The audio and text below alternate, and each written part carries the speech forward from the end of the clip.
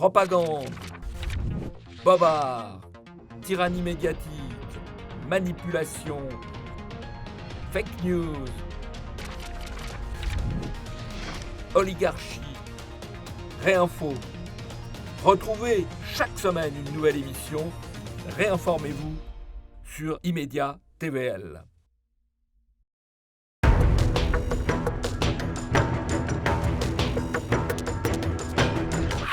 Bonjour Michel de Gégère. Bonjour Jean-Pierre. Bienvenue sur ce plateau. Vous êtes directeur des hors-séries du Figaro, directeur du Figaro Histoire, membre correspondant sur la section Histoire de l'Académie des sciences morales et politiques.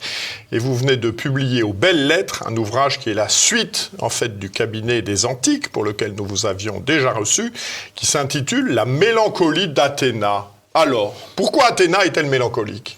Alors en fait, le titre se réfère à un relief qui a été trouvé au milieu du 19e siècle sur la colline de l'Acropole, dans le mur d'un atelier, et qui est donc un bas-relief qui représente Athéna avec un grand casque, avec une lance, un petit peu penchée en avant vers une stèle. Et au moment de sa découverte, les romantiques l'ont trouvé mélancolique et donc ont appelé cette stèle l'Athéna mélancolique. Aujourd'hui, on l'appelle Athéna pensive parce que on estimait que le terme de mélancolique était un petit peu trop connoté de romantisme justement. Et c'est une stèle qui a fait l'objet d'un débat sur son interprétation. Qu'est-ce que cela représente ? Alors on a imaginé que ça pouvait être... Athéna regarde une pierre qui est à ses pieds. Quelle est cette pierre ? Est-ce que c'est la borne d'une compétition sportive ? Est-ce que c'est un ex-voto ? Puis on a pensé que ça pouvait être une stèle sur laquelle étaient gravés, pourquoi pas, les premiers morts de la guerre du Péloponnèse. Vous savez, ces premiers morts en l'honneur desquels Périclès a composé un discours que Thucydide nous a transmis dans son histoire de la guerre du Péloponnèse. Et puis, en avançant dans l'étude, malgré tout, de la stèle, on s'est rendu compte que les dates ne collaient pas, que le style, qui est le style sévère de cette stèle, ne correspondait pas à la date de la guerre du Péloponnèse, mais 30 ou 40 ans auparavant, donc du milieu du 5e siècle avant Jésus-Christ. Et il se trouve que cette date qui est maintenant fixée correspond avec le moment du développement de l'hégémonie d'Athènes, du moment où Athènes, après avoir été en pointe dans les guerres médiques, dans le combat des Grecs pour leur liberté, eh bien, devient peu à peu une puissance oppressive qui attire sur elle la haine des autres Grecs parce qu'elle veut à tout prix les dominer.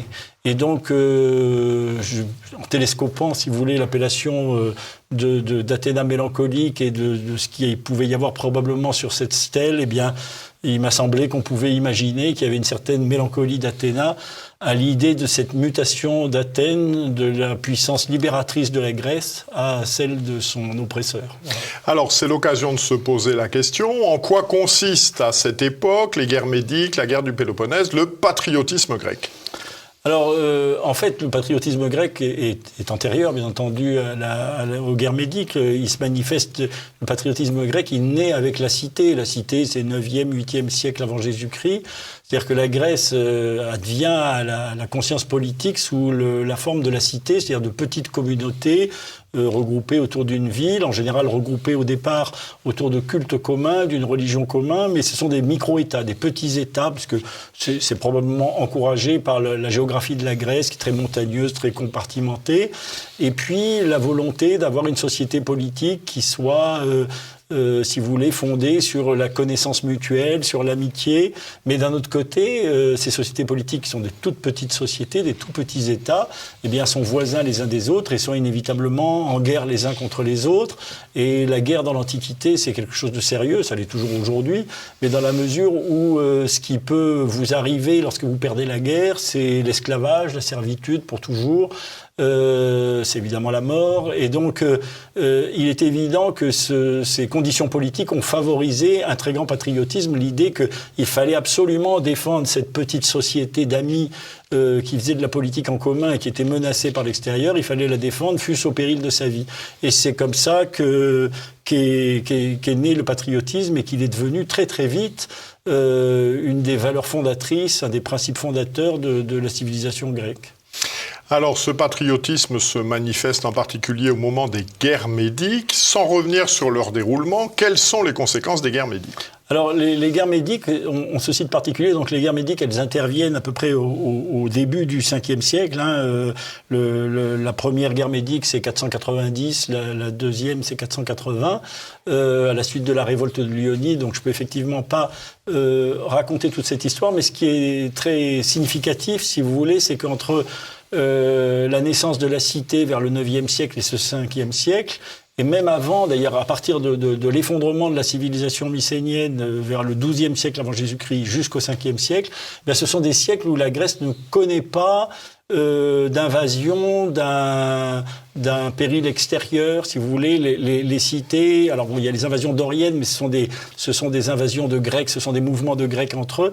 Il n'y a pas d'arrivée d'un conquérant étranger pendant tous ces siècles. Et donc, le patriotisme que connaissent ces cités, c'est la défense des Grecs les uns contre les autres. Et puis là, on est confronté à quelque chose de nouveau. C'est un grand empire, ces grands empires du Proche-Orient, dont les Grecs avaient évidemment la connaissance. L'un de ces grands empires décide de s'annexer l'ensemble du monde grec. Et là, les Grecs avaient déjà une conscience de leur unité. Ils avaient la même langue, ils avaient les mêmes dieux. Ils se retrouvaient depuis le 8e siècle pour les Jeux Olympiques, qui sont des fêtes religieuses où justement le monde grec célébrait son unité. Mais encore une fois, c'est significatif, ils le célébraient dans la lutte, dans la compétition des uns contre les autres. Et là, pour la première fois, le monde grec est confronté à la nécessité de se défendre ensemble contre un envahisseur étranger. Or, ça n'a rien d'absolument évident. Parce que au fond, si vous voulez, les cités ioniennes, qui sont les cités grecques d'Asie mineure, qui avaient, elles, un petit peu plus tôt, au VIe siècle, été conquises par les Perses, elles avaient pu, finalement, continuer leur vie dans une certaine autonomie. Il suffisait de payer un tribut au roi perse, et sous cette réserve-là, de temps en temps, de lui fournir des mercenaires, bien entendu, de fournir des soldats pour la guerre. Mais en dehors de ces contraintes, qui sont réelles, elles avaient pu continuer à vivre leur vie. Et donc, devant cette invasion, chacune des cités grecques est confrontée à un choix cornélien, si je puis dire, c'est-à-dire, est-ce que je préfère l'intérêt de ma petite cité, auquel cas peut-être il vaut mieux s'accommoder de l'invasion perse, parce que d'ailleurs le roi perse fait une offensive diplomatique pour proposer aux uns et aux autres, s'ils ne bougent pas, d'avoir une situation favorable, ou est-ce que j'oublie l'intérêt immédiat de ma petite cité pour me mettre au service du monde grec. Et donc il y a une mutation du patriotisme au moment des guerres médiques, puisque 31 de ces cités, mais 31 seulement, on ne sait pas exactement combien il y avait de cités à l'époque, mais c'est de l'ordre de peut-être 200, 31 de ces cités vont décider de résister ensemble au nom de ce qu'elles ont en commun, au nom d'une certaine idée de la liberté, au nom d'un patriotisme, si vous voulez, dilaté à une dimension panhellénique, l'idée que le fait que les Grecs aient les mêmes dieux, la même langue, et puis la même façon de se gouverner, en obéissant à une loi commune au lieu d'obéir à l'arbitraire d'un tyran, si vous voulez, en délibérant ensemble pour savoir ce qui est le juste et l'injuste et comment mener la politique. C'est pas la démocratie, mais c'est la cité délibérative. Eh bien, est-ce que tout cela, tout cet univers-là, ne mérite pas d'être défendu ensemble? Et c'est le choix que font ces 31 cités. Et là, le phénomène extraordinaire, c'est que ces tout petits États, face à la grande superpuissance de l'époque, vont être vainqueurs. À Marathon, à Salamine, à Platée, à Mycale, une succession de victoires sur les Perses qui vont convaincre les Grecs de la supériorité de leur civilisation, de la supériorité de leur système politique sur les grands empires du Proche-Orient, puisque eux, tout petits États, ont vaincu la superpuissance de l'époque. Alors, les guerres médiques sont suivies de la guerre du Péloponnèse. Quelles sont les causes de la guerre du Péloponnèse? Alors, la guerre du Péloponnèse, il y a quand même tout le 5e siècle entre deux, quoi. Il se passe quand même, la guerre du Péloponnèse, c'est 431, les guerres médiques, c'est 400, 1880, si vous voulez. Donc il y a quand même 50 ans qui se passent entre les deux. Et qu'est-ce qui se passe pendant ces 50 ans? Bien, à la suite de la victoire, les guerres médiques ont été gagnées par les Grecs avec à leur tête Athènes et Sparte, mais surtout Sparte, qui était quand même la puissance hégémonique jusque-là, la grande puissance militaire d'Antille, du plus grand, qui était considérée comme la cité la plus puissante et qui donc avait le commandement militaire des opérations. Mais Athènes y a gagné un très grand prestige parce que c'était la grande puissance maritime et la flotte, notamment à Salamine et à Mycale, a joué un rôle très important. Et à la suite de ces guerres médiques, eh bien Sparte va se désintéresser de l'affaire, les Spartiates vont rentrer chez eux, estimant que la guerre est terminée, alors que les Athéniens vont prendre sous leur protection les Ioniens, c'est-à-dire ces Grecs d'Asie mineure, contre un retour offensif du grand roi perse, contre l'idée que les Perses puissent revenir. Et au nom de cette menace perse, ils vont constituer une alliance militaire, la Ligue de Délos, qui va, dans un premier temps, être une alliance défensive et offensive, d'ailleurs, contre les Perses, puisqu'on reconquiert un certain nombre de cités ou de territoires aux Perses, mais qui, petit à petit, va, le roi étant de plus en plus inopérant, les Perses vont être vaincus à nouveau à l'Eurymédon au bout de quelques années, et les Perses vont plus trop se manifester, et l'alliance va perdurer sans ennemi. C'est-à-dire que les Athéniens vont trouver que cette alliance qui leur donne l'hégémonie, qui leur donne la direction du monde grec, eh ben, à la limite, même si l'ennemi a disparu, il faut la maintenir, et éventuellement par la force. Et petit à petit, les alliés vont...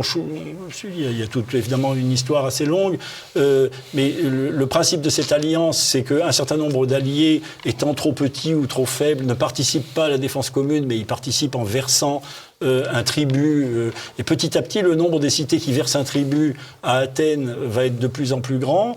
Et le nombre des États grecs de la Ligue de Délos qui vont garder eux-mêmes une marine et une armée consistante va diminuer. Et petit à petit, Athènes va se retrouver la seule puissance militaire dans le monde égéen. Alors évidemment, en Grèce continentale, les Spartiates vont s'inquiéter de cette domination maritime sans partage d'Athènes, écouter d'une façon attentive les protestations de ceux qui, à l'intérieur de la Ligue de Délos, vont trouver la domination athénienne pesante, parce qu'Athènes va imposer sa monnaie, parce qu'elle va imposer son régime politique, parce qu'elle va elle va empêcher les gens de sortir de l'Alliance. Les cités qui voudraient sortir de l'Alliance sont châtiées, privées de leur marine, privées de leur autonomie politique. Donc tout ça fait un certain nombre de mécontents et fait qu'un certain nombre beaucoup d'alliés d'Athènes sont alliés malgré eux, parce que Athènes a acquis une telle domination militaire qu'on n'a plus le choix, et ils trouvent cette hégémonie pesante. Et sur le continent, vous avez Sparte qui a une hégémonie beaucoup plus, curieusement, beaucoup plus bénigne, puisque c'est une alliance militaire qui ne se manifeste que lors des campagnes, etc. Eh bien, Sparte va apparaître comme un autre choix, une coalition alternative où l'hégémonie est moins pesante. Il va donc y avoir une espèce de montée des antagonismes entre ces deux coalitions, de crainte du côté de Sparte de se faire déposséder de sa primauté d'honneur, de la primauté du Nord qu'elle tenait traditionnellement de sa primauté sur les champs de bataille, et à l'occasion d'une succession de crises qui auraient pu être insignifiantes, eh bien la mécanique des alliances va faire que des alliés de Sparte vont se retrouver en conflit avec des alliés d'Athènes ou avec Athènes elle-même, et petit à petit, Corinthe, qui est l'une des principales alliés de Sparte, va convaincre Sparte qu'il faut mettre un terme à l'hégémonie athénienne, et ça débouche sur une conflagration générale du monde grec qu'on appelle la guerre du Péloponnèse, qui va durer 30 ans et qui va s'achever par la défaite d'Athènes et le démantèlement de sa puissance. Alors, à l'aune de ces événements, que peut-on penser du slogan « Le patriotisme, le nationalisme, c'est la guerre » ? Alors, le nationalisme, c'est la guerre, c'est effectivement un slogan qui a été très, notamment utilisé par François Mitterrand, mais qui domine un tout petit peu les esprits, au moins depuis la Deuxième Guerre mondiale, et même depuis la Première Guerre mondiale, avec l'idée que finalement, la Première Guerre mondiale, ça a été le choc des nationalismes, le goût de la revanche qui a poussé la France et l'Allemagne l'un contre l'autre, etc. Je pense que c'est assez faux. C'est-à-dire qu'en fait, quand on regarde l'histoire de la guerre de 14, eh bien, on s'aperçoit que c'est beaucoup plus le rêve impérial qui est à l'origine de la guerre de 14, rêve impérial de la Russie qui l'a poussé à vouloir dominer les Balkans, et son investissement dans le conflit entre les Serbes et les Austro-Hongrois vient de là, vient du rêve des tsars d'aller vers les mers chaudes. Inquiétude des Autrichiens devant la solidité de l'Empire austro-hongrois avec l'assassinat de l'héritier du trône qui laisse planer l'idée d'une dissolution de la double monarchie. Et puis rêve impérial des Allemands avec la volonté de Guillaume II de contester l'hégémonie maritime de la Grande-Bretagne qui va pousser les Anglais dans les bras des Français. Le rêve aussi de réunir tous les Allemands, tous les gens de langue allemande sous son sceptre, etc. Et donc ce rêve impérial me paraît beaucoup plus central dans le déclenchement de la guerre de 14 que le nationalisme lui-même, et il s'est combiné avec la mécanique des alliances pour transformer ce qui aurait pu être des conflits locaux en une guerre générale. Et c'est vrai que l'analogie avec l'histoire de la Grèce antique peut effectivement s'imposer à l'esprit, dans la mesure où en Grèce, pendant les siècles qui ont précédé les guerres médiques, il y a eu énormément de guerres entre les cités. Les cités grecques n'ont cessé de se faire la guerre, mais ce sont toujours des petits conflits locaux qui s'achèvent assez rapidement. Et en fait, ça fait songer à ce qui s'est passé, si vous voulez, au XIXe siècle. Il y a eu énormément de guerres. Il y a eu la guerre des Français, des Anglais contre les Russes en Crimée, la guerre des Prussiens et des Autrichiens en Europe. Il y a eu la guerre de l'Allemagne contre la France en 1870. Il y a eu les guerres de Napoléon III en Italie. Donc le XIXe siècle est un siècle qui connaît une succession de guerres, mais ces guerres ne débouchent pas en conflagration générale. Pourquoi ? Parce qu'il y a ce qu'on appelle le concert des puissances, c'est-à-dire que chaque puissance négocie avec chaque puissance. Il n'y a pas d'alliance générale qui puisse faire dégénérer le conflit. Or, à la fin du XIXe siècle, se constitue la triple entente, la triple alliance, se constitue un bloc germanique avec l'alliance des Allemands, des Autrichiens et au début des Italiens, et en face l'alliance française des Français, des Russes et des Anglais. Et donc cette mécanique des alliances va transformer ce qui aurait pu être au départ le conflit austro-serbe, un conflit tout à fait particulier, en une grande conflagration générale. Donc le nationalisme là-dedans, contrairement à la légende, ne joue pas un rôle décisif. La guerre de 14 n'a pas été déclenchée par le désir des Français de récupérer l'Alsace-Lorraine. C'est absolument faux. Ce désir, d'ailleurs, existait, mais il n'y avait aucun bellicisme dans l'opinion française. Au contraire, c'est les pacifistes qui venaient de gagner les élections. Les socialistes avaient gagné les élections juste avant le déclenchement de la guerre, avec comme programme la réduction du service militaire. Donc, si vous voulez, la légende selon laquelle le nationalisme a débouché sur le premier conflit mondial est, à mon avis, tout à fait usurpée. Et la Deuxième Guerre mondiale, je dirais que c'est un petit peu la même chose, puisque on dit aussi que c'est le nationalisme qui a déclenché la guerre. Bon, la guerre, je crois qu'on peut quand même l'attribuer à l'expansionnisme de Hitler. Or, quand vous lisez Mein Kampf, moi j'étais très intéressé par la lecture de Mein Kampf qui m'a été rendue accessible par l'édition savante qui en a été faite il y a 1 an ou 2. Qui est très intéressante, très bien faite. Vous voyez que le nationalisme d'Hitler est un nationalisme dément. Ça n'est pas un patriotisme exalté, c'est une volonté de dilatation permanente. Hitler veut, dès l'origine, rassembler tous les hommes de langue allemande dans le même Reich, mais au-delà, il veut conquérir des terres nouvelles. Il explique qu'il faut que les Allemands se reproduisent en surnombre, de telle sorte qu'on puisse eux-mêmes les déporter vers les terres qu'on aura nouvellement conquises, si vous voulez, un petit peu sur le schéma de la marche à l'est des chevaliers teutoniques. Il songe à une espèce d'empire allemand en permanente dilatation. Il est évident que ça, ce rêve fou était fauteur de guerre. Mais il ne ressemble pas à la défense des frontières par un nationalisme conséquent, si vous voulez.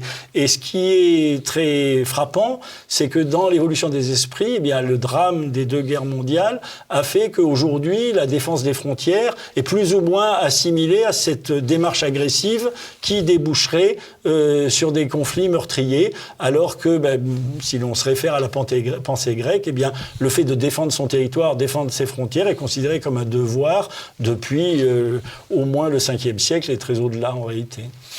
Alors, ces guerres sont pleines de rebondissements, de changements d'alliances, et puis également, vous avez un chapitre tout à fait passionnant sur la trahison. Alors, c'est quoi la trahison ? Alors oui, c'est vrai que la trahison, c'est un mot qu'on a très très souvent à la bouche. Là, j'écoutais le sénateur Malhuret, Claude Malhuret expliquait que les gens qui sont réservés sur l'alignement de la France sur la cause ukrainienne sont des traîtres, si vous voulez. Aujourd'hui, lorsque l'on n'est pas dans la ligne du gouvernement, on serait considéré comme un traître. Ça me paraît tout de même un abus de langage. Je ne discute pas du bien fondé de la position de l'un ou l'autre, mais je trouve que c'est un abus de langage de passer tout de suite au vocabulaire de la trahison. Or, c'est ce que l'on fait très souvent. Si vous voulez, si on s'en tient malgré tout au sens commun, qu'est-ce que c'est que trahir ? Qu'est-ce que c'est que la trahison ?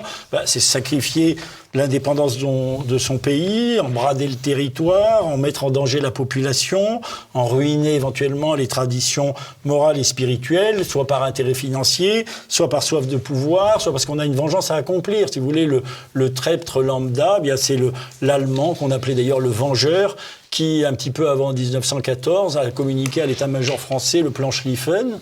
Eh bien, oui, ça, parce qu'il voulait se venger de sa hiérarchie. Bon, ça, c'est un traître.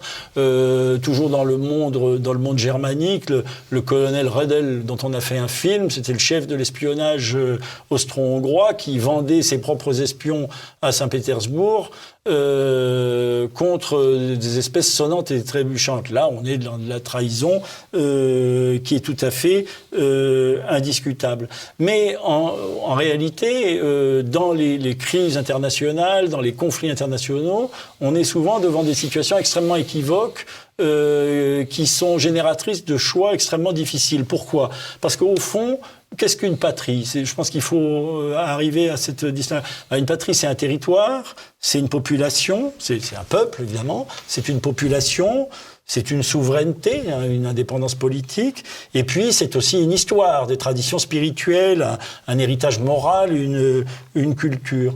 Et alors, quand il s'agit de les défendre toutes les trois, il n'y a aucun problème. C'est-à-dire qu'effectivement, on est un traître ou on est un patriote.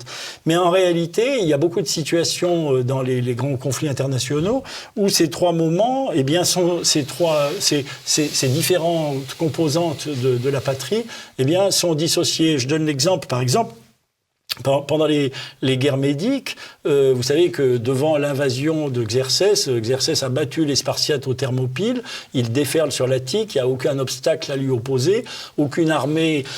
Les Péloponnesiens et les Spartiates se sont repliés à l'entrée du Péloponnèse et donc Athènes est seule face à l'invasion, incapable de se défendre. Et donc Thémistocle fait le choix d'envoyer toute la population à Salamine, les hommes valides sur la flotte, les femmes sur l'île de Salamine ou à Trésène. Et il sacrifie donc le territoire de l'Attique qui va être ravagé par Athènes. Athènes va être brûlée, les temples de l'Acropole seront détruits. Et pendant que le peuple d'Athènes, lui, est sur la flotte attendant l'ennemi. Ce choix va être finalement un choix judicieux, car grâce à ce choix, eh bien, les Athéniens vont vaincre les Perses à la bataille de Salamine. Mais ils vont les vaincre au prix de leur territoire, au prix de leur ville, au prix de leur sanctuaire. Et ce choix avait fait l'objet d'une discussion, c'est-à-dire qu'un certain nombre de gens à Athènes disaient « Mais à quoi bon défendre la patrie au prix de la patrie ? Une fois que nos maisons sont brûlées, que nos temples sont renversés, qu'est-ce que nous défendons ?» Ce sont des cas de conscience qui ont leur valeur. Et pendant la guerre du Péloponnèse, Périclès va faire, donc 50 ans plus tard, Périclès va faire un choix presque analogue, c'est-à-dire face à la supériorité de l'infanterie spartiate, eh bien, il va dire aux Athéniens, on ne sort pas de nos murs, on se réfugie à l'intérieur des murs d'Athènes, parce que ces murs sont reliés par ce qu'on appelle les longs murs, sont reliés au port du Pirée, et donc préservent l'indépendance de la flotte peut aller faire des raids où elle veut, etc., mais les Athéniens ne sortent pas de leur ville, et de telle sorte que les Spartiates, chaque année, pendant les premières années de la guerre du Péloponnèse, viennent ravager l'Attique, arracher les oliviers, détruire les fermes, brûler les maisons, etc. Et les Athéniens, depuis les murs d'Athènes, assistent au ravage de leur pays, finalement. Et donc, c'est encore une fois le choix de préserver la population, de préserver la souveraineté en bradant le territoire. Mais en massant la population dans Athènes, eh bien, ça va provoquer une épidémie de peste. Et donc, la population va mourir en très, très grand nombre.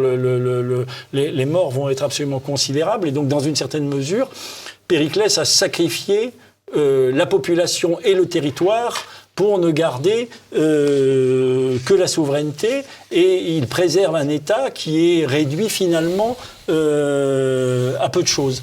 Et donc, ça me paraît exemplaire d'un certain nombre de cas de conscience. Si on prend, puisque le principe de mon livre est de faire des allers-retours dans l'histoire, si vous voulez, si on prend l'exemple de la Seconde Guerre mondiale, là, on a une analogie. Évidemment, les analogies sont toujours imparfaites, hein, c'est simplement pour donner à réfléchir. Bien, quand De Gaulle part à Londres, il veut préserver la souveraineté, avec certaines idées de la France, il veut préserver la souveraineté de la France. Mais en fait, il ne se soucie pas de la population française qui, elle, est confrontée à l'invasion de son territoire et à l'asservissement et à la persécution. Et donc, lui, il fait le choix que, tant pis, ils souffriront. Voilà.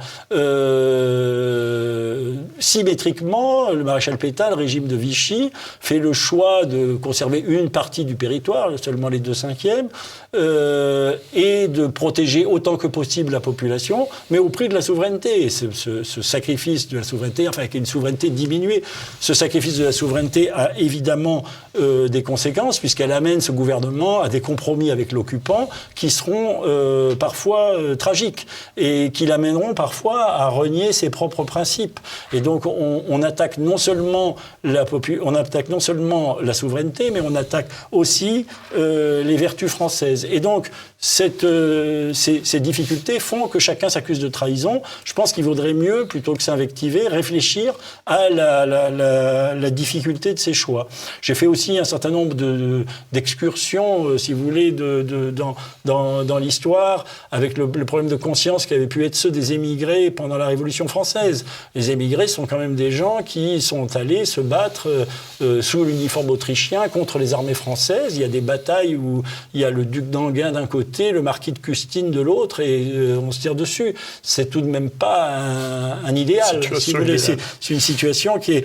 Et pourquoi est-ce que les émigrés portent un uniforme étranger? Non pas parce que ce sont des traîtres qui veulent le mal de leur pays, parce qu'ils estiment que le gouvernement qui a pris le contrôle de leur pays a défiguré leur pays, a défiguré leur patrie, et que donc il est préférable que ce gouvernement soit vaincu pour que la France puisse respirer à nouveau. Mais est-ce que ce comportement ne consiste pas à assimiler la patrie à un type de régime, ce qui est à nouveau un choix qui est contestable, parce que on confond le patriotisme et la politique. C'est-à-dire que lorsque l'on défend la patrie, on ne défend pas un régime politique. C'est un des travers de la pensée contemporaine, de mélanger les deux choses aujourd'hui. D'ailleurs, aujourd'hui, lorsque l'on parle de la Deuxième Guerre mondiale, on nous dit que les résistants ont résisté au nazisme au nom de la démocratie. Je crois que beaucoup de résistants résistaient aux Allemands par amour de la France. Et que d'ailleurs, les premiers résistants étaient des antidémocrates. Et donc, que penser du patriotisme de ces antidémocrates qui résistaient à l'Allemagne pour simplement la défense de leur patrie. Donc vous voyez, ce sont un certain nombre de problèmes extrêmement complexes et qui ont des conséquences. Récemment, vous savez qu'on a parlé de faire un monument, je crois, à Gisèle Halimi, ou non, de faire rentrer Gisèle Halimi au Panthéon, parce que, alors, d'une part, elle avait été féministe, ce qui est toujours bien, mais aussi elle avait défendu les porteurs de valises au service du FLN. Et donc, on en vient à penser que finalement, les Français qui aidaient le FLN étaient des vrais patriotes, parce que la cause de l'Algérie française étant injuste, le vrai patriotisme était de lutter contre la France. Vous voyez, on finit par tout confondre et tout mélanger. Donc j'ai essayé de faire un petit peu le tri dans toutes ces questions, tous ces dilemmes, sans toujours apporter une réponse évidente, parce que je crois qu'il n'y en a pas, mais en montrant parce que je crois que c'est quand même le rôle de l'histoire, en nous montrant que c'est plus compliqué que ça n'en a l'air. Alors, quel parallèle contemporain peut inspirer la guerre du Péloponnèse? À quoi ça nous fait penser aujourd'hui? Alors, ça fait penser à énormément de choses, mais vous savez, tous les historiens ont toujours fait des parallèles entre la guerre du Péloponnèse et leur époque. Vous avez au XIXe siècle un grand historien britannique qui s'appelle George Grote qui a fait une immense histoire de la Grèce en 16 ou 17 volumes. Et lui, pour lui, c'était évident que l'expansion d'Athènes, l'hégémonie d'Athènes, c'était l'Angleterre, c'était la préfiguration de l'hégémonie britannique qui s'exerçait par les mers. Et dans le même temps, enfin un petit peu plus tard, vous aviez Victor Duruy, l'ancien ministre de l'Éducation nationale de Napoléon III, mais qui un petit peu plus tard, sous la Troisième République, voyait dans l'aventure athénienne la préfiguration de l'empire colonial français. Donc tout ça pour dire que, si vous voulez, je pense que Thucydide a raconter la guerre du Péloponnèse avec une clarté d'exposition telle que chacun a vu dedans des invariants qui pouvaient être appliqués à son époque. Vous avez Albert Thibaudet, critique illustre, qui pendant la guerre de 14 a fait un livre très beau qui s'appelle La campagne avec Thucydide, qu'il avait emmené dans son barda pendant la guerre de 14. Et lui, il fait un parallèle entre la guerre de 14 et la guerre du Péloponnèse comme grande guerre civile européenne, si vous voulez, qui va déboucher sur un monde nouveau. Et puis alors, après la guerre de 1940, s'est imposé, la guerre de 1944, s'est imposé le parallèle entre la Ligue de Délos et l'OTAN, puisque on a assimilé l'Union soviétique à Sparte, puissance continentale, autoritaire, rébarbative, et en face, il y avait la puissance porteuse de liberté rayonnante qui était Athènes et qui fédérait autour d'elle ses alliés, les Européens comme les Athéniens, avaient fédéré les Grecs dans la Ligue de Délos. Et puis plus récemment, un livre à succès d'un politologue qui s'appelle Allison, un Américain, lui a fait un parallèle avec le conflit à venir avec la Chine, c'est-à-dire qu'il montre, il a raison de le dire, que en fait ce qui a provoqué la guerre du Péloponnèse, c'est la crainte de Sparte vis-à-vis de la montée en puissance d'Athènes, et qu'il en tire une loi qu'il appelle la loi de Thucydide, qui est que quand il y a deux impérialismes rivaux, l'impérialisme en déclin regarde avec agressivité et amertume l'impérialisme en train de s'épanouir, et que l'impérialisme nouveau, lui, est agressif, il a envie de s'affirmer, et que dans un cas pareil, alors il a étudié, je crois, 9 cas dans l'histoire, dans un cas pareil, la guerre est possible, si ce n'est probable, parce que le moindre incident peut faire dégénérer. Et c'est comme ça qu'il annonce, sans annoncer, parce qu'on ne peut jamais annoncer, mais enfin, que justement la montée de la puissance chinoise ne peut manquer, au nom de la loi de Thucydide, de provoquer des frictions qui peuvent éventuellement dégénérer en conflagration mondiale. Merci beaucoup. Nous allons en rester là. Voilà, vous n'avez que quelques éléments de l'extrême richesse de ce livre. Voilà, moi j'ai été ébloui, une érudition folle, un style magnifique, des analyses pénétrantes. Donc je ne saurais trop vous inviter à lire et à acquérir le livre de Michel de Gégère, donc aux belles lettres, La mélancolie d'Athènes. D'Athéna. La mélancolie d'Athéna, bien sûr.